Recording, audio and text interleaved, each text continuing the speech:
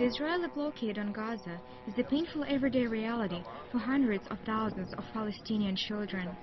The UN said 1,300 Palestinian youngsters have been killed by Israelis in Gaza since 2000. Many more suffer from the lack of drugs and proper health care. Abderrahman is 10.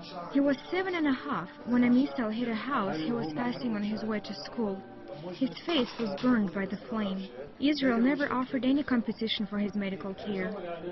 The father said that the boy retreated to himself and started drawing. He's back to school and he wants to become an artist. This is a happy story, as the boy wasn't killed or blinded. In 2009, Israeli military operation alone left more than 500 heavily disabled in Gaza. In total, there are more than 12,000. Doctors at the Rantisi Children's Hospital in Gaza complain that they have no equipment for early diagnosis of cancer. That is why cancer patients are admitted to hospital when it's already too late. The hospital's head doctor, Mustafa El-Al, explains that the number of cancer patients has been on the rise since the war. He believes this to be a consequence of exposure to white phosphorus. This 3.5-year-old girl needs a bone marrow transplant. She was admitted to hospital in a very uncared-for state. We were giving her blood transfusions. We had managed to send her to Israel, but the doctors there said they couldn't treat her at that time.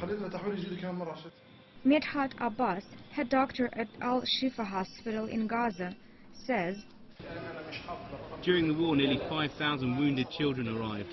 Also, there were bodies with detached heads and limbs, pierced with splinters. After the war, we get children killed and wounded by snipers and missile strikes. Hundreds of cases. There was a case when 5 school children were on their way back from school. All of them were killed by a missile.